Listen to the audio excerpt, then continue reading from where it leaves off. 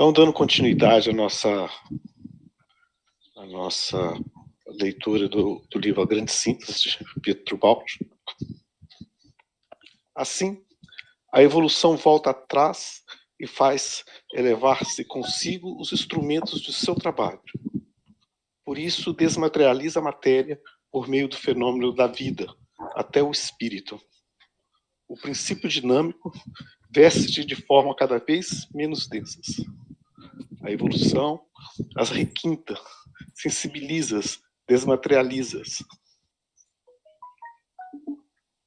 Os órgãos, os utensílios da vida destacam-se. O organismo se utiliza. De tudo fica o profundo, imenso trabalho da vida. Uma central psíquica poderosa, na direção de um mundo dominado e obediente, orientado para as fases superiores de consciência e de evolução, para vós ainda ocultas no inconcebível.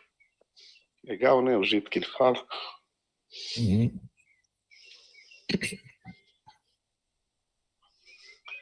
Chega assim a evolução aos mais altos níveis do vosso universo. Agora podeis compreender-lhes todo o significado. Olha que legal, é uma sutileza que está aqui. Chega assim a evolução dos mais altos níveis do vosso universo. Ou seja, provavelmente deve ter outros universos em outros estágios, né?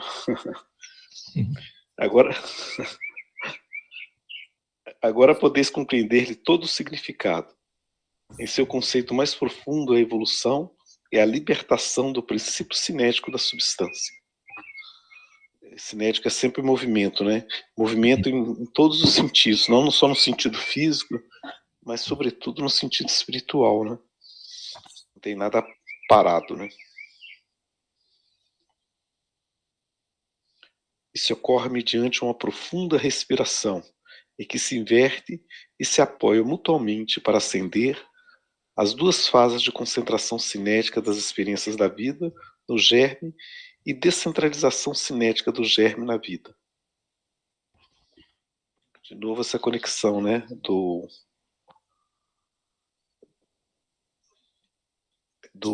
da matéria, da energia, do espírito e indo além, né, indo além do alfa, né, gama, beta, alfa, beta, gama, e indo além do gama, que é o X, e assim por diante.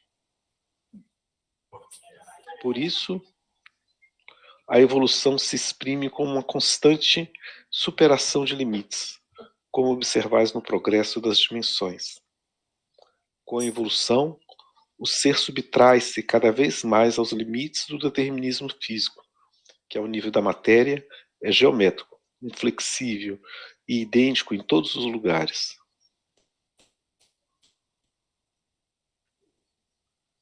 A vida começa a libertar-se dos aspectos desse absolutismo.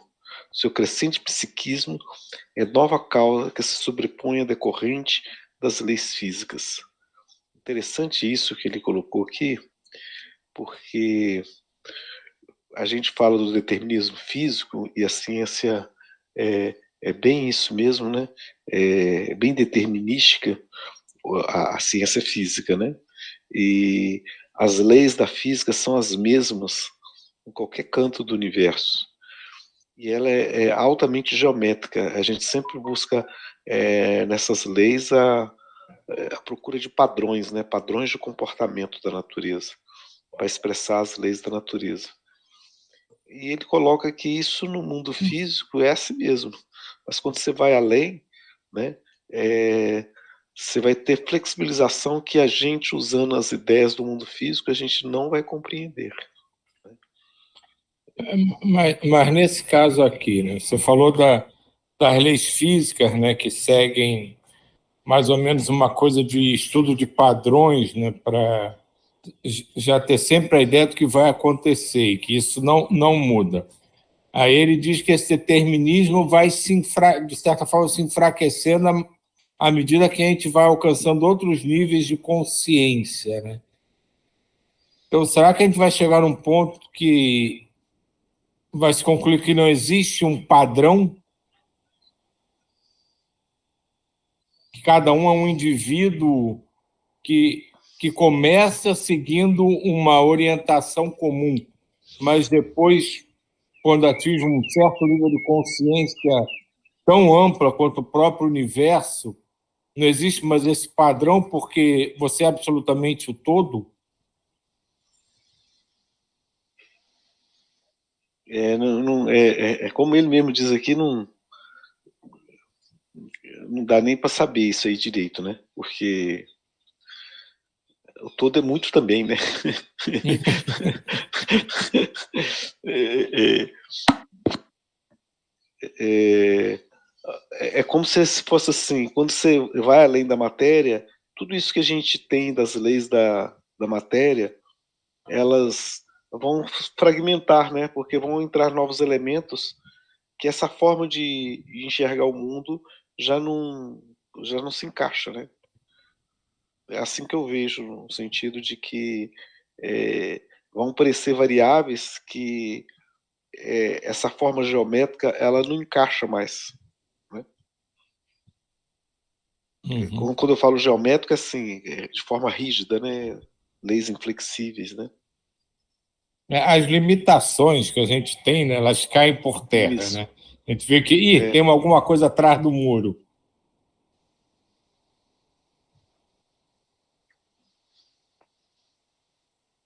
Por isso, a evolução se exprime como uma constante. Ah, não, é cá embaixo, né? O animal já adquire uma liberdade desconhecida do mundo físico.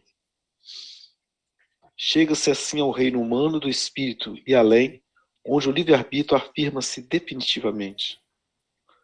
A lei do baixo mundo da matéria é determinismo, a lei do espírito é liberdade. Pela evolução realiza-se a passagem de um determinismo ao livre-arbítrio. Esse aí ele pôs até em itálico, né? Ou seja, no mundo da matéria propriamente dita mesmo, ela é bem determinística, né? As leis da física funcionam perfeitamente. Quando você entra o elemento vida, aparecem umas variáveis aí que perturbam bastante, né? E vida que pensa, pronto, aí e o livre-arbítrio, ele não se, como se diz assim, ele não pode ser explicado pelas leis da física, né? É interessante isso, porque aqui dentro da academia, dentro da universidade, quando a gente vai conversar determinados. Outro dia eu falei para um grupo de pessoas assim, né? Não existe um tristômetro, um alegrômetro. Uhum. Aí teve uma que reagiu assim: não, tem sim, né? Pela quantidade de determinados tipos de hormônios, determinados tipos de substâncias químicas no cérebro, você vai medir o quanto que ele está alegre, o quanto que ele está triste, né? Mas o que faz ele ter aquela quantidade? O que faz com que ele injete mais ou menos dessa substância no cérebro? Né? Isso não é colocado. Né? É o acaso? Como que é? Se eu pela minha vontade eu consigo alterar isso, o que é isso que consegue alterar isso? Né? Aí ele não responde. Né? Não responde. Ou seja, como se as emoções, né, elas fossem determinadas pela quantidade de determinadas substâncias químicas no cérebro ou no sangue. Isso faz com que o corpo físico reaja daquela maneira, mas a causa de quem coloca essa quantidade de substância dentro do corpo, ela vai além do mundo físico. Né? Não, a causa é essa. Sim, mas o que ocasionou ele ter essa quantidade? O que levou a ele a injetar mais ou menos? Quem está controlando isso? Né? Ou seja, ela é muito determinística ainda quando Aqui você me olha do ponto de vista surgiu. só físico. Você que é Não, da área de não, médica acho que aí, você não vai só, entender melhor que eu. não, acho que nem só do ponto de vista físico, não, porque agora eu estava relendo essa última frase, né, que você leu, E estava pensando na questão do Livro dos Espíritos, né, quando ele pergunta, né, os espíritos interferem na nossa vida, e o espírito responde, muito mais do que você imagina, de ordinário são eles que te conduzem. Aí eu fiquei agora, né, pensando, né, se a gente está no processo, mas se a gente fala tanto de livre-arbítrio, estamos no livre-arbítrio aqui, mas se esse livre-arbítrio realmente faz parte já da nossa vida evolutiva. Porque se tu pegar essa passagem do Pietro Baldi e pensar na resposta dos espíritos, nosso livre-arbítrio, na verdade, assim, pelo que a gente pode entender assim, momentaneamente, está muito mais ainda para um determinismo, né, que a gente segue influências e induções, né, que são feitas para a gente seguir, do que escolhas próprias, totalmente individuais.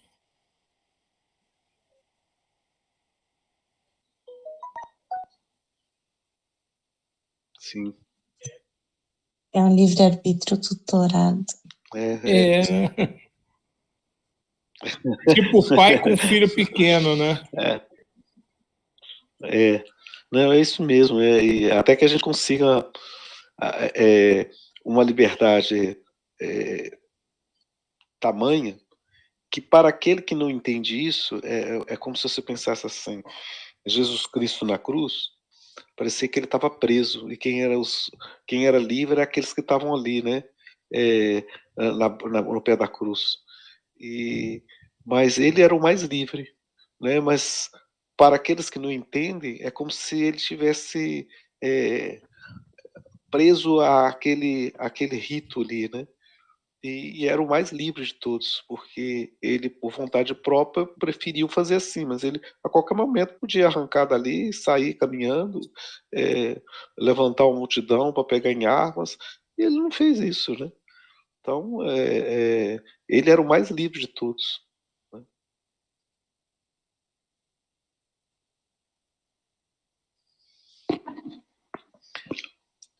Este é a expressão de maior amplitude na possibilidade de movimento, determinada por gradual reabsorção do determinismo, correspondente a uma progressiva manifestação do princípio cinético.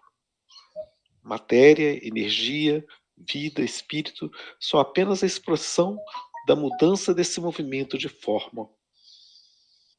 Cada vez mais evidente e mais livre, numa lei mais complexa, em que é possível fazer-se e desfazer-se os equilíbrios, cada vez mais instáveis, em combinações mais frágeis e renováveis, em um dinamismo crescente em que desaparece a êxtase do determinismo. Isto é, uma progressiva liberação dos limites dos sistemas cinéticos fechados.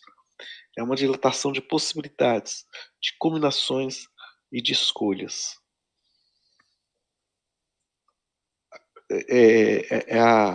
A diferença, por exemplo,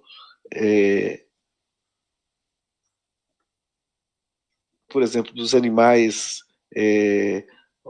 formiga para um cachorro. O cachorro tem muito mais liberdade do que uma formiga, no sentido que ela é limitada só aquilo que ela sabe fazer. O cachorro tem processo de aprendizado muito maior. O ser humano mais ainda, né? Ele não precisa ficar fechado naquela mesmice. A abelha produz mel com perfeição que o ser humano não consegue fazer. Mas ela faz isso há mais de 1 milhão de anos. A mesmíssima coisa. Não mudou praticamente nada. Enquanto que nós, em 100 anos, olha o tanto que a gente mudou o jeito de ser e de fazer as coisas, de manifestar nossas ideias. Né? O próprio vocabulário se enriqueceu bastante, a própria conexão com a natureza. Ou seja, quando você não se limita a esse determinismo e se permite a ir além, né? E é isso que o ser humano faz, né? Imagina quando a gente passar dessa fase humana, então. Você deu o exemplo nosso da abelha, né? Então, dá para concluir que assim, o início é muito lentificado da nossa evolução, partindo do pressuposto que a gente vem lá de baixo, né? Passando por todos os reinos, né? Então a coisa é bem lenta até chegar, digamos assim, no reino nominal terrestre. E aí a coisa começa a andar mais rápido. É o que eu. Justamente por conta do livre-arbítrio, né? Imagina a pedra, né? A pedra, o tempo praticamente para ela não tem, né? Porque é como se ela estivesse abaixo do tempo, né? Aquela mesmice é milhões de anos na mesma coisa, né? Os animais vão evoluindo, mas muito, muito lentamente. Né? Já o ser humano é muito rápido. Né? Em 20 mil anos nós saímos das cavernas e olha onde a gente está. Né? Então, extremo, isso graças ao livre-arbítrio. Né? A gente vai deixando o determinismo, né? E vai começando a pensar e tomar decisões, né? A gente pode dizer, então, que os animais estão mais ou menos numa zona de conforto, que eles seguem aquele padrão estabelecido da espécie sem modificar, até que acontece talvez uma força externa que faz ele fugir daquela linha reta que ele sempre anda e começa a pegar outro caminho. Seria mais ou menos isso, né? É. Você vê que com a extinção dos dinossauros, foi aí que os mamíferos começaram a dominar o planeta, né? Mas antes disso eram os répteis, né? Teve uma força externa enorme, gigantesca, para modificar o status do planeta. Né? A contínua renovação permite atingir o equilíbrio por um número sempre maior de caminhos. Agora podeis compreender como o homem, em seu caminho evolutivo, translada-se da matéria ao espírito, levando consigo os dois extremos do determinismo e do livre-arbítrio. Né? Os dois extremos do determinismo e do livre-arbítrio no sentido, que é o que eu percebo aqui, né? Nós ainda temos a matéria, então nós temos todo o determinismo da matéria. Não tem como fugir disso. Né? E o livre-arbítrio, né? Que eu posso escolher caminhos o tempo todo. Então, nesses dois extremos a gente está, uns mais perto do determinismo, outros mais perto do livre-arbítrio, dependendo de onde que você está. Né? Mas nós somos regidos por essas duas coisas ao mesmo tempo. Né? A gente não, como a gente vive dentro da matéria, a gente não tem como fugir da parte determinística da matéria.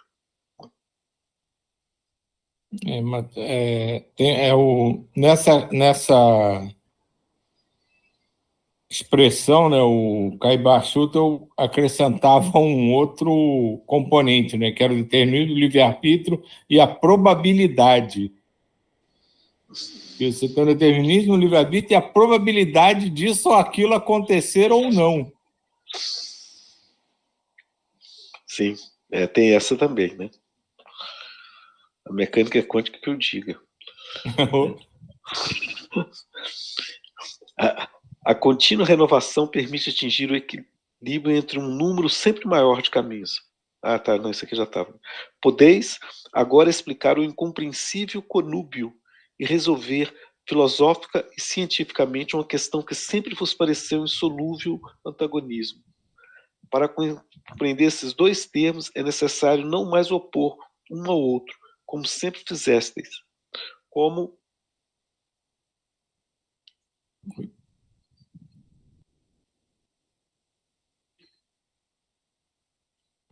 dois casos extremos, imóveis e absolutos, mas é indispensável coordená-los no relativo, em que se movimentam como duas fases sucessivas, dois pontos de uma escala e uni-los com o conceito de evolução. O homem é determinismo enquanto matéria. Essa lei, enquanto se movimenta nesse campo de absoluta e férrea necessidade. Mas quando o homem age como espírito, sente nesse campo é perfeitamente livre. Pois no mundo psíquico, em que desaparecem as leis físicas, também desaparece a lei do seu determinismo. Assim, o homem só é livre no campo das motivações, em seu espírito, onde domina e supera tudo. Ele é a única potência que emerge livre de um mundo de fatalidade. É bem isso que a gente está falando, né? Nós convivemos, enquanto encarnados aqui, no determinismo da matéria e na completa liberdade do espírito, né? E nessa junção dos dois, a gente vai vivendo. Se a gente se liga muito à matéria e fala assim, me lembrou que aquele personagem do Ana-Barbera, oh Deus, lembra aquele que falava? Hard. Oh, mundo cruel. Ele era muito engraçado. Vida, azar. Ó céus, ó vida, ó azar.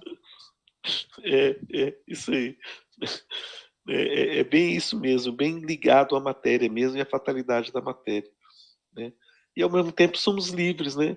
Mas não somos completamente livres, porque enquanto encarnados, nós estamos presos à matéria e ao seu determinismo, né? Então a gente tem que saber conviver com essas duas coisas ao mesmo tempo, né? Aí que tá a beleza, né?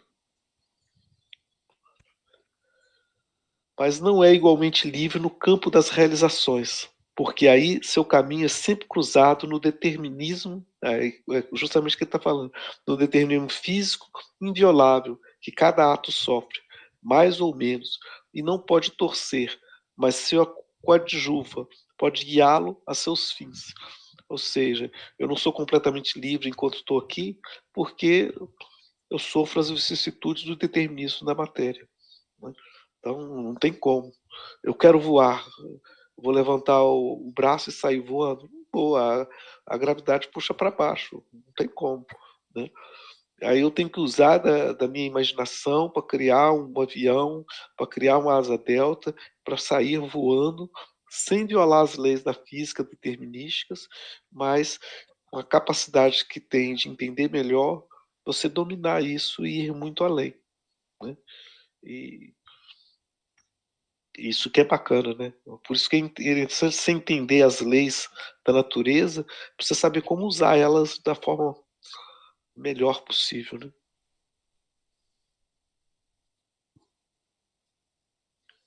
Prosseguindo nosso caminho racional, as vias da biologia desembocam na ética. Ah, que legal isso. Só existe responsabilidade onde há liberdade.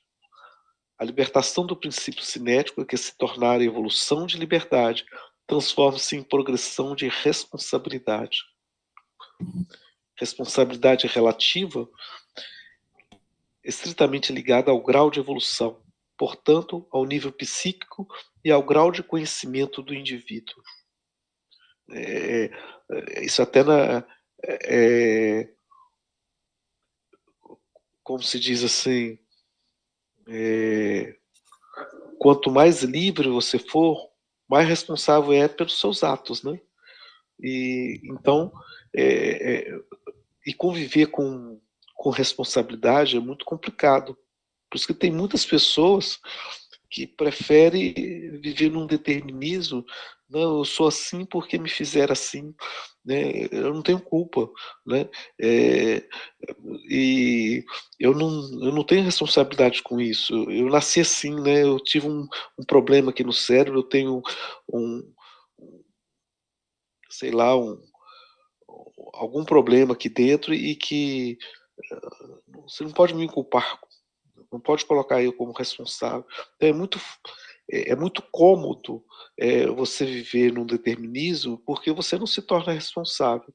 Esse é o grande problema quando a gente se liga à espiritualidade, a gente se liga à liberdade do espírito, a gente vai se tornar, eu vou ser responsável pelos meus atos. E isso é muito grande para cada um de nós, né?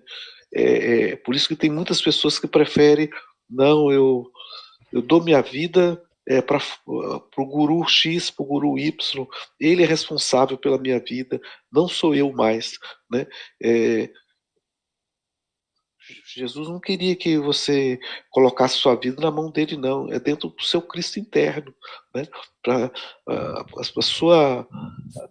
dentro do seu eu superior, né? Outro dia eu ouvi dizer assim que quando Jesus disse assim, eu sou o caminho, a verdade e a vida, ele está querendo, e gostei da interpretação que o sujeito deu. Ele disse assim, Jesus disse o que nós temos que falar. Eu sou o caminho, a verdade e a vida. Ele não está falando assim, eu, Jesus, não. Estou falando eu. Cada um tem que falar a mesma coisa. Eu sou o caminho. Está dentro de mim. O meu Cristo interno, o meu Buda interno, o meu eu superior. Ele é o caminho, a verdade e a vida. Então, quando Jesus fala eu sou o caminho, a verdade e a vida, é que para que todos possam falar a mesma coisa. Né? Eu. Né? E não falar, é você. Eu jogo minha responsabilidade para ele e eu estou de boa. Se deu errado, a culpa é dele. Se deu certo, a culpa é dele. Né? Não. Isso é complicado. Por isso que ser responsável é muito pesado. Por isso que tem muitas pessoas que... Me lembra aquele filme Matrix, aquele um dos personagens que não quer mais ser responsável, né? Ele prefere viver dentro da Matrix, que ali era mais confortável para ele. Eu não esqueci qual é o nome do personagem, mas tinha um deles lá, né? É o que trai eles, não? Isso, ele prefere, porque para ele é mais confortável. E essa parte aqui me lembrou muito a discussão que a gente já teve aqui há um tempo atrás, quando a gente falou da anarquia, anarquia consciente, sinarquia. É mais ou menos isso, né? Isso aí olha a continuação dele. Por isso o animal não peca. Movendo-se num jogo mecânico de instintos, apertado num determinismo exato, não pode e não sabe abusar, como faz o homem. Liberdade, escolha, responsabilidade só existe na fase superior da consciência e das formações, não na fase do instinto, em que os equilíbrios estão estabilizados no determinismo. O livre-arbítrio, novo equilíbrio, olha que novo equilíbrio, mais ágil e instável, para manter-se, presume para reger-se a direção de uma nova consciência superior, não necessária no animal, mas indispensável ao homem. Por isso que é muito difícil, né? Porque você viver com livre-arbítrio e assim, você está consciente da sua liberdade, é um campo vasto. Você, com certeza você vai fazer besteira, né? A gente vacila o tempo todo, né? Mas quando a gente volta para dentro de si e tenta trabalhar esse eu interior, né? A gente vai buscando, né? Esse novo ponto de equilíbrio de trabalhar com a liberdade. É um ponto de equilíbrio completamente diferente do ponto de equilíbrio do instinto ou do determinismo, né? Que era muito confortável. Aqui não, o tempo todo é um ponto de equilíbrio e que ele é dinâmico, ele não é estático, ele vai ter que estar sempre mudando, porque a gente vai estar sempre crescendo. Né? Eu me lembrei agora do Paulo de Tarso, né? Tudo posso, mas nem tudo me convém. É isso mesmo.